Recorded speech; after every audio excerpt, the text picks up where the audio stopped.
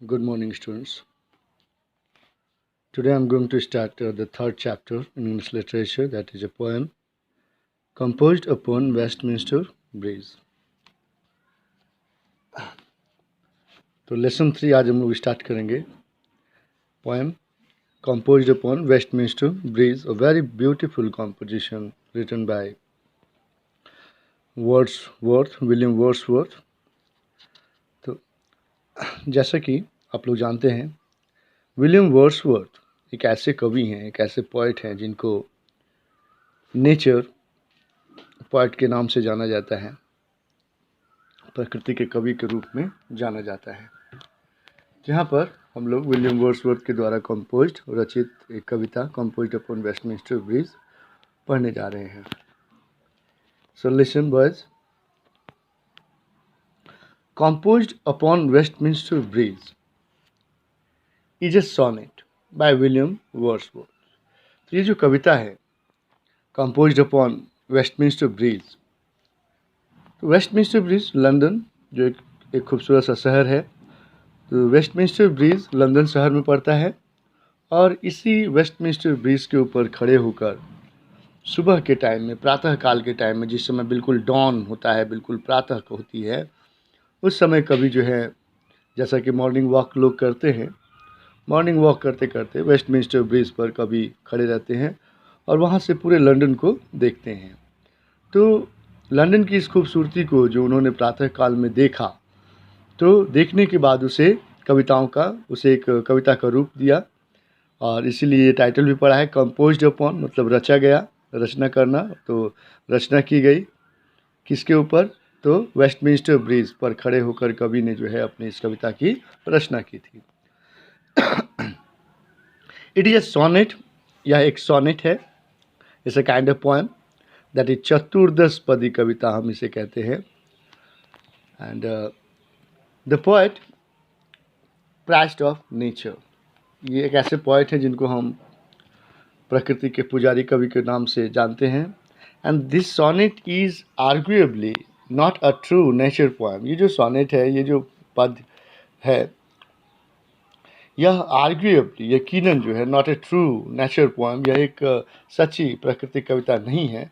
So much, इतनी अधिक भी नहीं, as a poem in which a city appears, एक ऐसी कविता के रूप में जिसमें एक शहर को दर्शाया जाता है as part of a natural landscape, मतलब प्राकृतिक भूस्थली के एक रूप में, प्राकृतिक भूदृश्य के एक रूप में जो है एक शहर को यहाँ पर दिखाया जा रहा है, वो भी लंदन जैसे शहर को.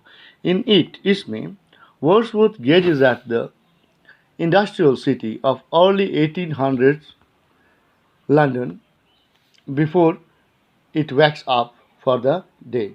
मतलब विलियम वर्ड्सवर्थ जो है वह इस औद्योगिक शहर को देखते हैं, और ये किस समय की बात है? सन 1800 में, मतलब ठीक 19वीं सदी के स्टार्टिंग में ही लंदन जिस समय था, उस समय के सीन को इसमें दिखाया जा रहा है. Before it wakes up for the day, और सुबह प्रातःकाल खड़े होकर कवि जो है देख रहे हैं ब्रिज के ऊपर से, और इससे पहले की दुनिया उठती, सभी पूरा शहर का जो है सोया रहता है.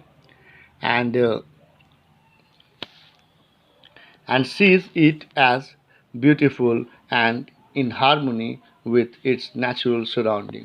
और कभी देखते हैं इस सौंदर्य को और इस तालमेल को with its natural surrounding, अपने प्राकृतिक आसपास के घिरे क्षेत्रों से यह सवेरे की जो छटा है वह कितनी सुहावनी दिखती है, इस चीज़ को कभी जो है वेस्टमिंस्टर ब्रिज पर खड़े होकर देखते हैं. Now the lines. Earth has not anything to show more fair, मतलब पृथ्वी के पास ऐसा कुछ खास नहीं है जो ज़्यादा वह सुंदर दिखाए.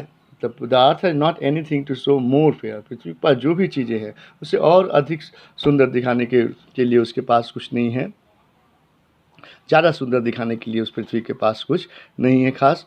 And dull would he be of soul who could pass by. कभी यहाँ पर डल कहते हैं उस आदमी को, मंद बुद्धि का कहते हैं, जिसकी उसकी आत्मा को मंद बुद्धि का कहते हैं, जो लोग इससे होकर, मतलब प्राकृतिक नज़ारों से होकर यूं ही गुजर जाते हैं और उनकी तरफ ध्यान नहीं देते हैं. A sight so touching in its majesty, एक ऐसा दृश्य जो इतना करुणात्मक, इतना हृदय स्पर्शी होता है, इन इट्स मैजेस्टी, अपने भव्य रूप में, अपने पूरी गरिमा में। And this city now doth like a garment wear, और यह जो शहर है अब ऐसा लगता है जैसे एक नया परिधान जो है वो नए परिधान से सुसज्जित हो, नए वस्त्र से सुसज्जित हो। And the beauty of the morning, सवेरा, ये जो सवेरे का सुबह का जो सौंदर्य है, बिल्कुल कभी कहते हैं इट्स साइलेंट एंड बेयर, यह एक ऐसा समय होता है जब सब कुछ खामोश और बिल्कुल खाली नज़र आता है।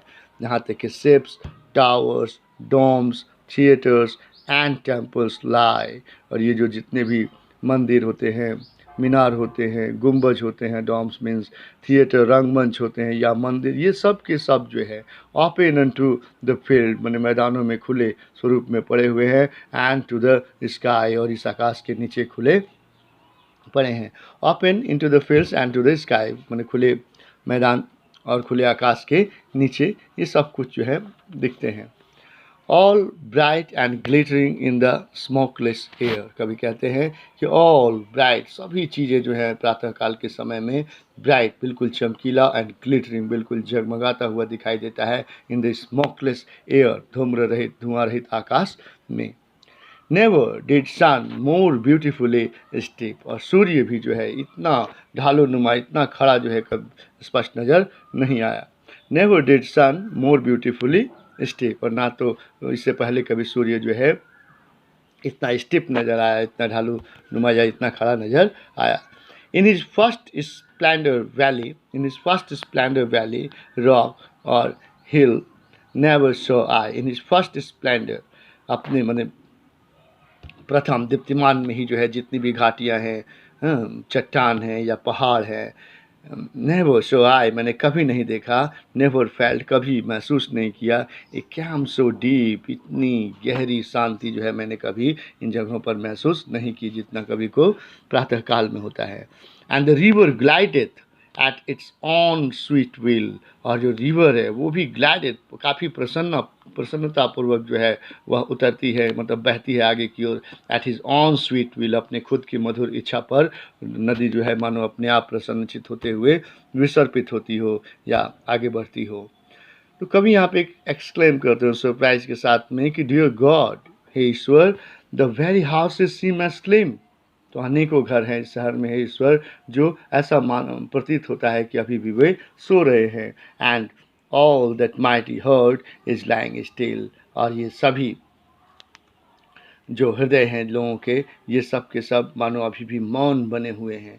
That is all from this poem. And William Wordsworth इस पोएम के माध्यम से यही दिखाना चाहते हैं कि इंसानों को, खास करके शहर में रहने वाले लोग जो हैं, ये प्रातःकाल के समय को सो कर गवा देते हैं।